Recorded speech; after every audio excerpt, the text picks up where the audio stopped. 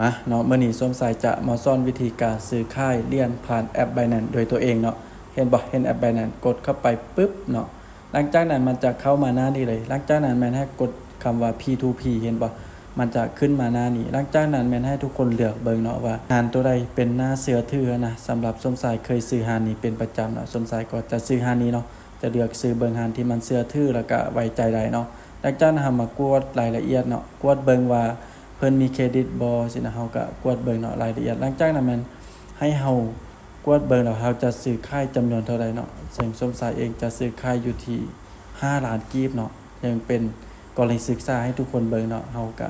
สามารถซื้อค่ายใน5ล้านกีบเนาะหลังจากนั้นมันให้เฮาทักไปหาเพิ่นก่อนนะว่าพร้อมบ่ถ้าว่าเพิ่นพร้อมเฮาก็มากดจำนวนเงินใส่เนาะจำนวนเงินกีบเนาะว่าตกเป็นเหรียญเท่าใดก็ถือว่า100 ปลายดอนเนาะหลังจากนั้นมันให้เฮากดเนาะกดไปปึ๊บเนาะกดรอท่าจังหน่อยเนาะกดเข้าไปเนาะกดเลยกดเข้าไปปึ๊บหลังจากนั้นมันจะเข้ามาหน้านี้เนาะเห็นปะเข้ามาหน้านี้หลังจากนั้นเราแซดให้บอกส้มสายเคยซื้อเป็นประจำเนาะหลังจากนั้นเราก็โอนเงินเนาะเห็นเพิ่นส่งบัญชีมาปึ๊บแบบนี้เนาะให้โอนเงินไปเลยเนาะโอนเงินจำนวน5ล้านเนาะ5ล้านกีบ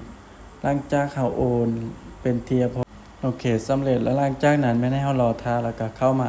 XR เลยเนาะเข้ามาใน XR หลังจากนั้นกดเข้าไปที่3ขีดแล้วก็กดเข้าไปที่กระเป๋าเห็นบ่กดเข้าไปปึ๊บเนาะกดเข้าไปที่กระเป๋าของเฮาเลยแล้วก็มันจะมาหน้านี้เห็นบ่หน้านี้หลังจากนั้นเฮากดบนว่า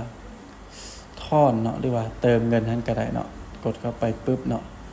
กดเข้าไปปึ๊บมันจะมาหน้านี้เลยเห็นบ่มันจะมีคำว่าถอนภายนอกแล้วก็ภายในเนาะเฮาจะถอนภายในแม่นบ่เฮาก็กดภายในเนาะเห็นบ่กดตัวนี่เลยกดเข้าไปปึ๊บเนาะหลังจากกดเข้าไปปึ๊บมันจะมาหน้านี่เนาะแต่ว่าให้เฮาเลือกเส้นเนาะว่าจะเป็นเอา USDT เนาะเฮาเลือกเนาะหรือว่า BTC เนาะจากนั้นเฮาเลือก USDT เนาะว่า EP3 แล้วก็มากดเอาเห็นบ่ตัวกับเลขที่กระเป๋าของเฮาด้านลุ่มเลยหลังจากเฮากดเอาปึ๊บเนาะเฮาคัดลอกเนาะหรือว่าเฮาคัดลอกเอาก็ได้จากคัดลอกแล้วก็เข้ามาที่แอป Binance คือเก่าเนาะหลังจากนั้นมากดเบิ่งโอ้เหรียญของเฮาเข้าแล้วเนาะจะนำมาเลือก EP เลยเนาะโอเคเราก็มากดใส่เลยกดเนาะหลังจากนั้นเฮามากดใส่ตัวนี้เลยขึ้นมากดใส่ตัวนี้ปึ๊บเนาะมันจะมาหน้านี้เนาะหลังจากนั้นเฮาเลือก USDT หรือว่าเลือกที่กระเป๋าเนาะหลังจากนั้นมันกรอกข้อมูลของเฮาเนาะกรอกข้อมูลแล้วก็กรอกรายละเอียดของเฮาใส่เนาะหลังจากเฮากรอกใส่เรียบร้อยปึ๊บแล้วเนาะมาเบิ่งว่าตัวนี้มันจะโอเคบ่หลังจากนั้นเฮากดเลยกดตัวนี้แล้วก็ถือว่ายืนยันสำเร็จเนาะยืนยันสำเร็จกดตัวนี้เลยกดสีเหลืองๆนี่เลยกดเข้าไปปึ๊บเนาะมันจะเข้ามาหน้านี้เลยเนาะจากนั้นเฮาก็มากดเบิ่งรายละเอียดอีกเทื่อนึงเนาะ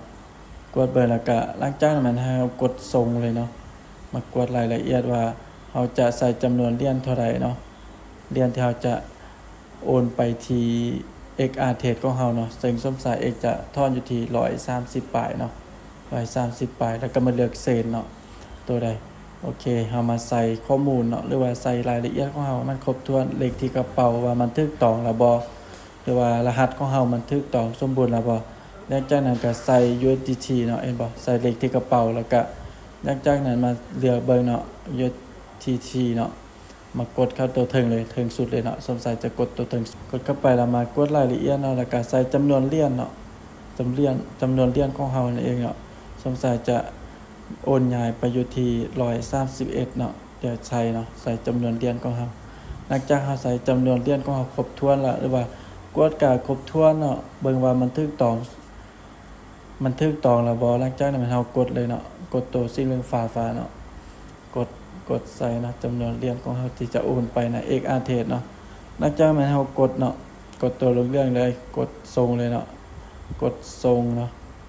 ยืนยันหรือว่ายืนยันนั่นแหละเห็นบ่จำนวนเหรียญของเฮาครบถ้วนหลังจากนั้นก็ใส่รหัสเนาะ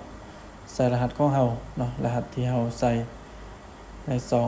น Binance เนาะในแอป Binance หลังจากใส่รหัสผ่านในแอป Binance แล้วก็มันจะยืนยันซ้ำนี่ก็ถือว่าสำเร็จเนาะ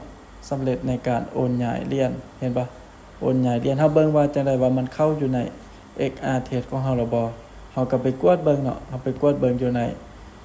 แอป XR Trade ของเฮาเลยเนาะเข้าไปออกหน้านี้เข้าไปเบิ่งที่กระเป๋าเนาะเห็นปะ มันจะเข้ามาหน้านี้แล้ว